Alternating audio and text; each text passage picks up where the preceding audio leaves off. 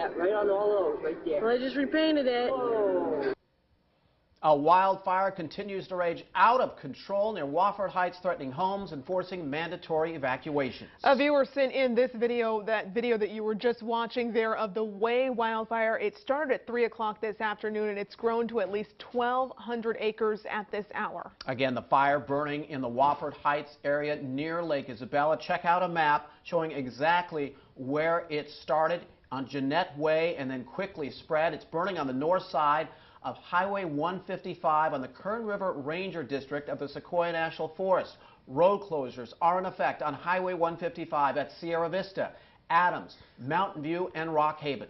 Tonight, mandatory evacuations are in place for Earl Pasco, Bristlecone, Sierra Vista, Sycamore, Needham, Loma, and Platter Road. As you see there on your screen, evacuees are advised to go to Kern Valley High School. That's where Red Cross volunteers are on the scene setting up a shelter for evacuees. And tonight we have team coverage on the Way fire. Eyewitness News reporter Jose Gaspar spoke with residents whose homes threatened by the flames. Eyewitness News reporter Kendall Nunley went to the evacuation center talking with officials there. We have Eyewitness News forecaster Anthony Bailey with the latest on how weather conditions will be affecting this fire, and reporter Tom Murphy with how fire officials now have the very latest. Tom? Hey Courtney, we are here at the bottom just off of 155, and over my shoulder you can see what the fire is looking at right at this moment. It's an orange glow in the middle of a very dark night. Now obviously you can see those pictures. Now let's start to match up a little bit of numbers and a little bit of info for those images that you're seeing over my shoulder. I'm joined now by Derek Tysinger with the Kern County Fire Department. Derek, first let's just get into the very latest. What kind of numbers do we have as far as containment, as far as acreage, all the very latest info? Right now we're looking at 0% containment. The fire is making several runs. It's over 1,200 acres at this time, and we still have over 200 structures threatened. So what kind of effects did the conditions today have on this fire? Well, we have conditions that have built up over the years. We have severe drought, low water, steep terrain, low humidity, high temperatures. You put those together, you're going to get extreme fire behavior. Now let's talk a little bit about some of the homes. How many homes do you think were evacuated? Were any homes lost? What's the info on that? We did evacuate those 200 structures. We still have the 200 threatened. We did lose multiple structures. We don't have a confirmed number of how many at this time. Any idea as far as the timetable on this fire? It looks like it's going to continue throughout the week unless we get some more favorable weather conditions. Let's talk a little bit. For one thing, we saw airdrops throughout the day. Are we expecting to continue to see those throughout the night, or if you guys stopped those? We don't have any night drops going on right now, but we do have helicopter 407 on standby with night vision capability. If it was necessary, that would be activated and put into play. And then last question, any idea on what caused this fire? We're looking into that now. We have investigators on scene. We're narrowing down the point of origin, but right now the cause is still under investigation. All right, Derek, thank you so much. So 0% containment right now, guys, 1,200 acres. Those are the very latest numbers. There's also a lot as far as traffic implications goes. Derek actually told me moments ago that they're working on a press release for that, and we should have a lot more information on that later, hopefully by 11 o'clock. We have so much more to go on this, so for now, I'm going to toss back to the studio. Courtney and Kurt, back to you guys. All right, some very sobering numbers at this hour. Thank you, Tom.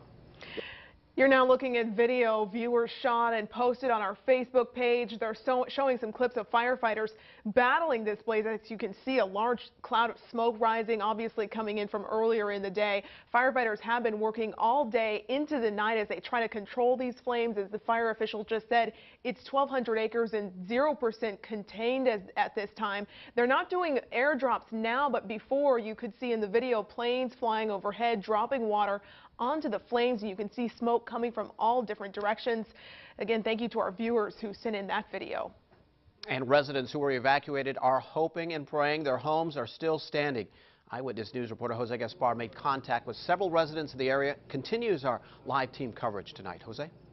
Kurt, you know, just a few months ago, you'll remember that residents up here in the Kern River Valley went through a very similar experience. And just as in the previous fire, this one also caught people off guard. As they say, it was a very fast-moving fire. The smoke of this fire could be seen for miles. I was just backing a car out from doing a smog, And I looked up there on the hill and I said, that's no barbecue. That's the way Thomas Mullins of Wofford Heights describes what he says was a very fast-moving fire.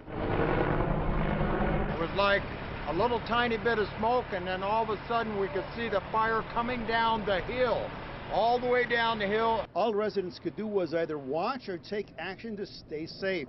Sheriff's deputies quickly started evacuating people. This is the first time it's ever got this close to us. You know, we've had other fires around us, but never like this one. It's kind of scary. The fire broke out shortly before 3 o'clock, just to the west of Wofford Heights, putting numerous homes, people, and animals in danger. It was scary, real scary. Too close for comfort. Too close, too close. That's why I'm here now. We help people get their animals out. Several roads were closed off and people were not allowed to go through. Some had no idea if their homes were still standing. I'm concerned about it hitting my house. I live down below, and the house up here, which we can't get to. And we're back out live now. As you can see, those are flames that are actually shooting right now in the night sky, and they're only about 2 miles away from here in Wofford Heights. We're actually on 155 at the post office right now. And our firefighters tell me that it won't be until daylight where you'll actually get to appreciate some of the damage that this fire has done. Some structures have been lost. So far, though, no residents that we know of have been injured. That's the latest here from Wofford Heights. Jose Gaspar. Now back to you in the studio. And that is the most important thing. No one hurt Right. at this hour. Right, Everyone as being far as very, we know. Very cautious, right. Well, viewers have sent us lots of pictures of the fire on Facebook. And here are some of the photos that you posted. Jessica Baumgartner sent us this picture her husband took sitting in front of West America Bank. Obviously a large cloud of smoke rising there. Michelle Morel posting this picture from friends at Kernville Road. And Michelle Lundberg took this photo from across the lake. And if you have any more pictures, please send them to us by heading to our Facebook page, Eyewitness News Bakersfield Now. Hundreds of residents have been forced out of their homes tonight, as you might imagine. Eyewitness News reporter Kendall Nunley was at an evacuation center earlier today. Joins us live with more. Kendall? Kern, that's right. We were at Kern Valley High School on Erskine Creek, where families affected by today's wayfire can go to find some shelter. Now, as you said, we were at the evacuation center today, where families are provided a number of services, from food, clothing, water, drinks there, and of course, a safe place to stay. Now, I spoke with the Kern County chapter of the Red Cross today, who says they set up the shelter as soon as they got the call from the Department of Human Services to provide help to the people up here. Now, again, the shelter is located at Kern Valley High School on Erskine Creek, which volunteers say will remain open as long as it's needed to be 24/7. We understand that this is a very traumatic time and it's a hard time for them, and especially if their homes have been lost, we definitely want to assist them as much as possible, provide them with some guidance as what to do next. Now, as we learned at the top of the hour, 200 homes have been evacuated. So again, Kern Valley High School is where families can go to find some shelter tonight, and as long as it is needed. Now, the Red Cross is also asking for people around the entire county to come in and help as volunteers.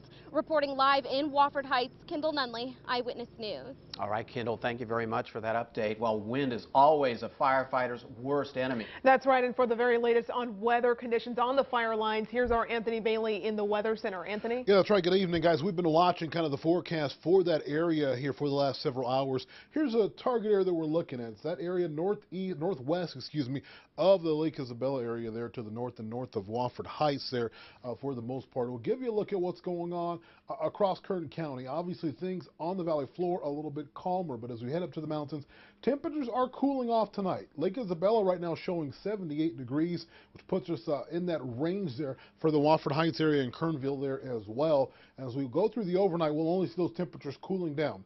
Here is the good news. The temperature trend is going down. We're 3 degrees cooler in Ridgecrest, 4 degrees cooler in Tehachapi, and you can imagine that same area, that trend's continuing right for the Kern River Valley. It's only going to grow cooler through the next several days, largely because of a weather system we have on the way. The bad news is it's going to stay really dry up there.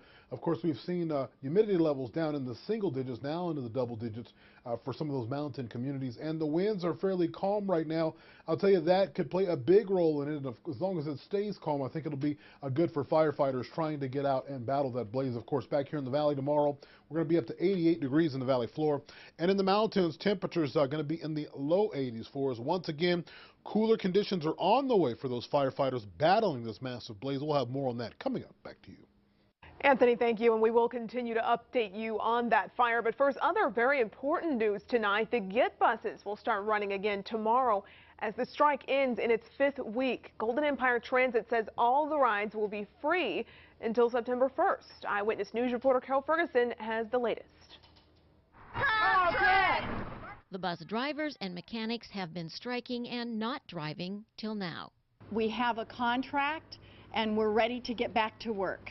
The some 250 workers, union members, have now agreed to a 3-year contract with a 3% raise the first year, followed by 2.5% and 2% hikes the next years. That follows negotiations late last week between GET and union teams.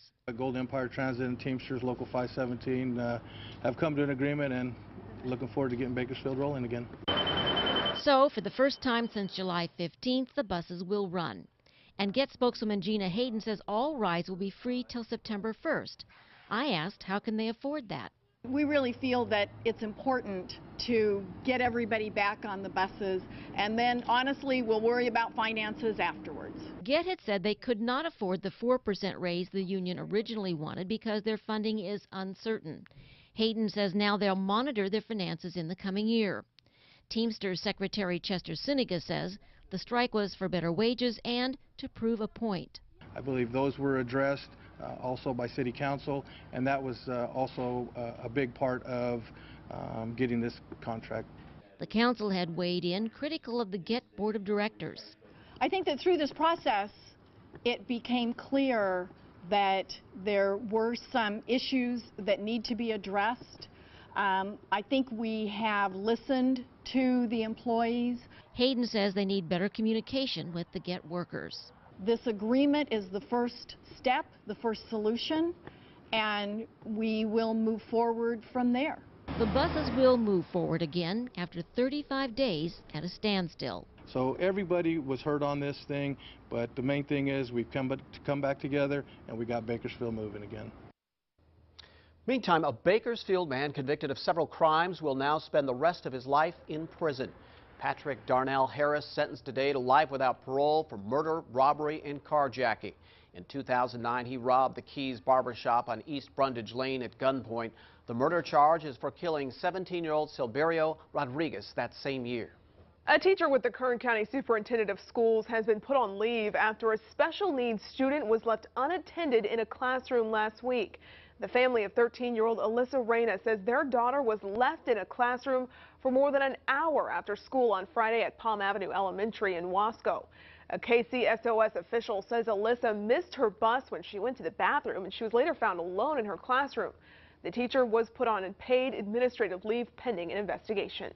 New details released surrounding the officer-involved shooting in Ferguson. How a pathologist describes the moments leading up to Michael Brown's death. A grandmother's stop at the grocery store turns into a trip to the hospital. How she was attacked when she least expected it. And a park ranger trying to do his job, severely beaten in the process. What happened that led him praying for mercy.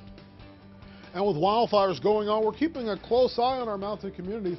Could we see thunderstorms pushing in? Stay tuned to full forecast coming up.